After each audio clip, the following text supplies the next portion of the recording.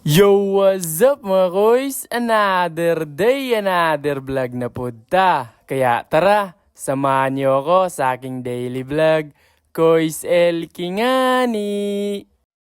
Ngayong araw nga pala ay samahan niyo ako sa mga ganap natin. Pero bago yun, kain muna tayo ng almusal para naman may energy tayo sa araw na to. Pagkatapos ko ng kumain ay eto, pinaliguan ko na rin itong mga alaga naming baboy. Hindi na mga big kasi ang lalaki na nila. Tapos pinakain ko na rin. Tumalsik pa nga yung iba nilang pagkain. Pagkatapos ay ako naman yung maliligo. Lahat na lang nakikita ko sa TikTok, FB at saka sa IG. Puro na lang Spider-Man. Kaya eto, pati tuwalya ko ay Spider-Man na rin. Aray ko, nahawa tuloy ako. Tas dito, nagbihis na ako. Gaganahan ka talagang gumising pag ganito kaganda yung umaga mo. At nung tanghali, sabi ni mama ay bumili raw kami ng pagkain ng mga baboy. Kaya eto, kumuha na ako ng helmet saka susi ng motor. Naubos na kasi yung pagkain ng mga alaga naming baboy. Last na yung kanina. Kahit sobrang init, ay eto, bibili pa rin tayo. Bibili rin kasi kami ng pangulam namin mamayang gabi. Kaya eto, habang maaga pa ay dapat nakabili na kami. Sobrang tirik pa nga yung araw sa mga oras na to. At dito pala kami bibili. May mga pangbiik. Kahinanap po na namin yung pagkain ng mga baboy na sakto sa timbang nila. So bali yung binili ni mama ay kalahating sako. Bali na sa around 25 kilos. At habang tinitimbang ay eto, humingi ako ni mama ng 30 pesos kasi bibili lang tayo ng ice cream. Maiingit na naman yung kapatid ko neto. Aray ko. Pagkatapos ay huminto muna kami dito ni mama kasi yun nga, bibili kami ng pangulam namin mamayang gabi. At eto, gulay muna tayo. Ampalaya at sari-sari lang yung binili namin. Tas uuwi na kami. Medyo mabigat nga tong pagkain ng mga baboy. Bumili na rin pala si mama ng mantika para dun sa hinog na saging sa bahay. At yun, pagka uwi namin ay eto, binuwat ko na. Dun lang pala natin to ilalagay sa may kusina. Eto yung ibig kong sabihin na hinog na saging. Pre-prituhin to ni mama. Halos lahat na nga ay hinog na. At eto, tapos ng balatan at hiwain. Kaya agad ng pinrito ni mama sa mainit na mantika. Syempre, dapat may pre-taste tayo habang mainit pa. At para lagi kayong updated sa mga latest vlog ko,